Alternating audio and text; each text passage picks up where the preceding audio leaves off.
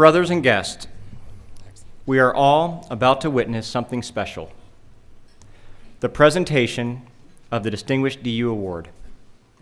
Please join me in welcoming past President and Distinguished DU Ed Porter, Oklahoma 65, to the stage to present the award.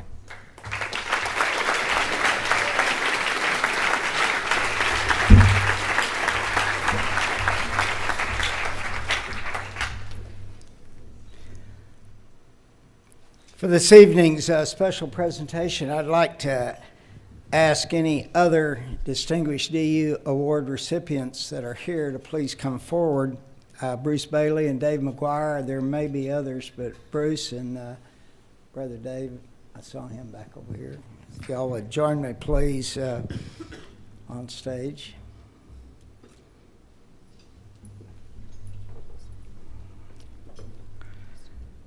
The Delta Upsilon Distinguished Alumni Award is DU's highest individual honor, and it recognizes those brothers who have shown their dedication to DU by giving of their time and their talent and their treasure to DU through their efforts and dedicated service, their hands-on experience, and their financial support.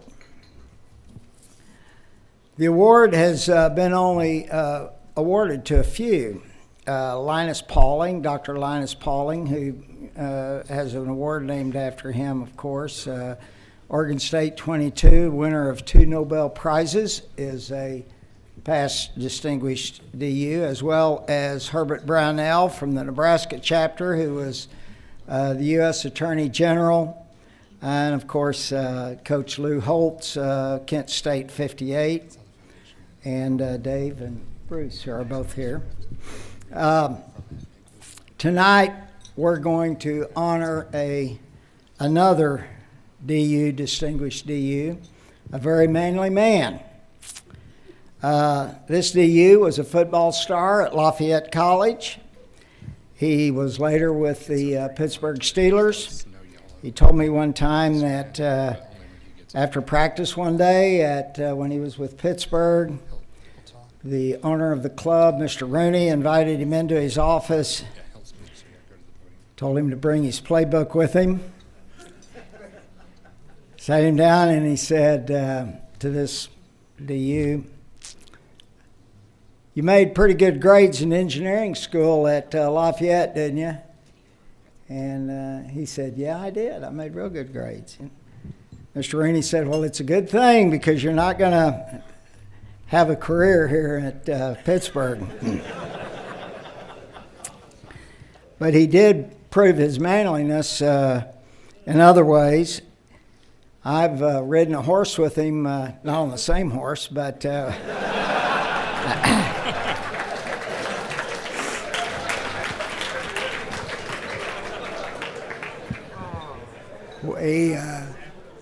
we rode horses through the mountains in Colorado a few years ago for 4 or 5 hours. Bill told me this afternoon he was still sore, and I told him I saw the horse last week, and he's still sore too. So,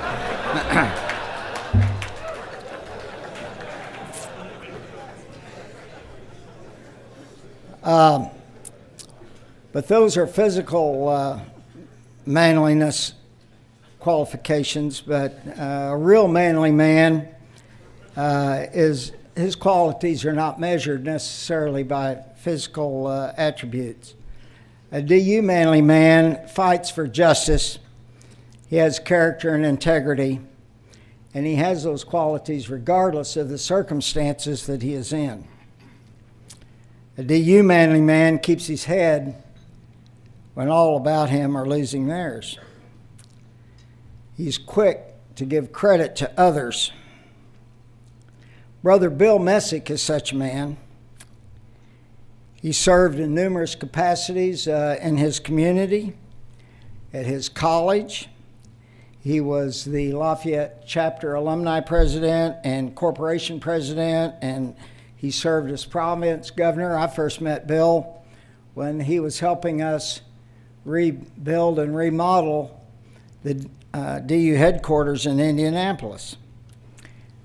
We persuaded him to come on the board, which he did, and it wasn't very long thereafter that he became chairman of the DU board.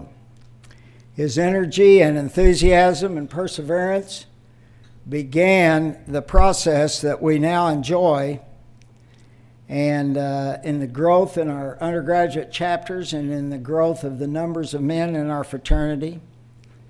More importantly, he began a process of improving the quality of all of DU programs. And maybe most importantly, he brought Justin Kirk on board as our executive director. Actually, his wife Nancy first identified Justin as someone that should be considered for this job, and Bill quickly followed her advice. Nancy, would you stand, please?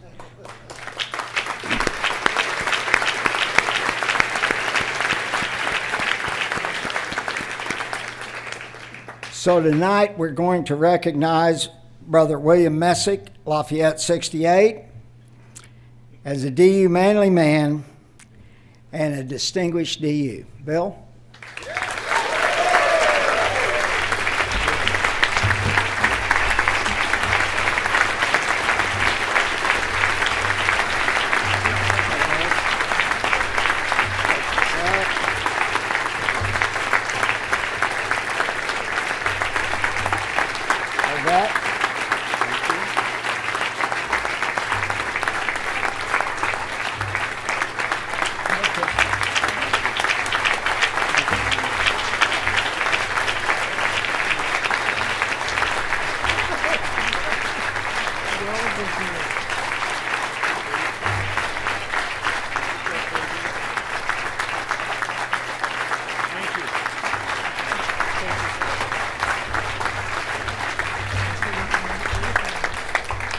Thank you, Brother Ed.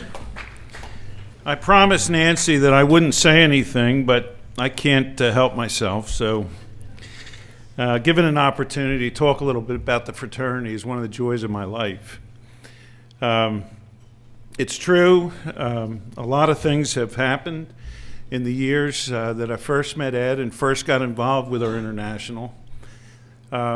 One of the biggest pleasures of my life and my involvement with DU has been visiting the chapters through either reorganizations or anniversaries. And I'm going to list quickly the chapters that I have visited. If you guys are here, I want to hear a shout out. Just recently, I helped the Lehigh chapter. Where are the Lehigh chapter? Shout it out, guys. Recently, I was also with the Rutgers chapter. Where are those guys? Cornell chapter, are you guys here? Central Florida, Indiana, Oklahoma, Alberta, Carnegie, North Carolina, North Carolina State, Bucknell, Penn State. Oh, they're on probation.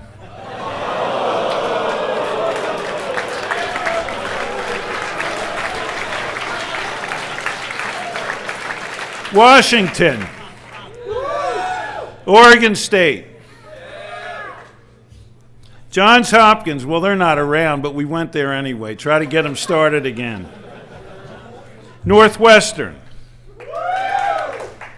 You're not having any more midget tossing, are you? Minnesota.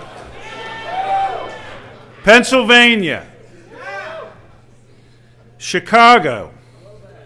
No, Chicago. You know, they were the only chapter we ever had that was co-ed.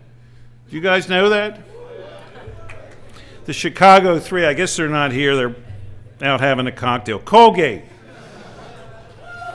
Iona. Pace, Rochester, and of course, the other year we all visited Williams, which is the origins of our fine fraternity. Friendship, character, culture, and justice, visiting all these chapters, meeting the young men that are involved, really has been the pleasure of my involvement. again, Nancy promised, and I promised Nancy it wouldn't be too long.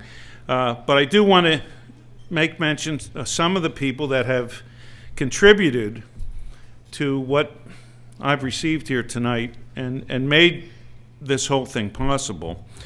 Two of my fraternity brothers from Lafayette, Bob Narica and Bill Rappold. Bill, you've met. Where's Bob Narica? Back here? Both Lafayette DUs, both still involved after 40-some years as friends and brothers. I want to acknowledge all of the staff that I have worked with over the years. Can you bring the lights up and have the staff stand, former staff that I've worked with? Can you guys stand up?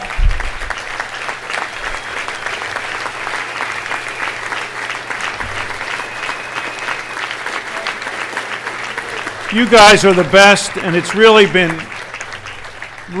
a pleasure to be involved with you guys, especially in those early years, trying to figure some of this stuff out. And of course, Justin Kirk and the current staff, all the undergraduate directors that were involved, Patrick Morrison, Corbin Navis, Cody Pruitt, John Sharon, Ed Toolin, Patrick Gerhardt, Josh Sawyer, Jason Tobias, Pat Mangold, Keith Menzies, John Simpson, I know John's here, Matthew Nance, Adam Sessa. Wonderful young men who are, many of them still involved with the fraternity today. The current board members that are basically the core of our organization now, Bruce McKinney, Missouri, who keeps us grounded, Bob Fisher, Alberta, who keeps reminding us of our Canadian heritage, Tim Dowd, Oklahoma, who counsels us, Rick Taylor, of course, who guides us with such understated resolve. Love you, Rick. Dr. Franklin, who constantly inspires us. Chuck Downton, who provides a balanced hand. Jim Simpkins. Where's Jim? He helped start the original bus. Where is Jim? There's Jim over there. And of course, Jordan Lotsoff, who serves as our conscience, and he reminded us again tonight why he's so good in that area. And of course, Ed Porter, who had a vision and believed. Thank you, Ed. And finally, I guess, with apologies to Billy Joel, I want to say a couple of things. We did start the fire. It wasn't always burning since DU's world's been turning. We started the fire. We didn't try to fight it. We started the fire, and when we're gone, it will still be burning on and on. Thank you very much, Takaya.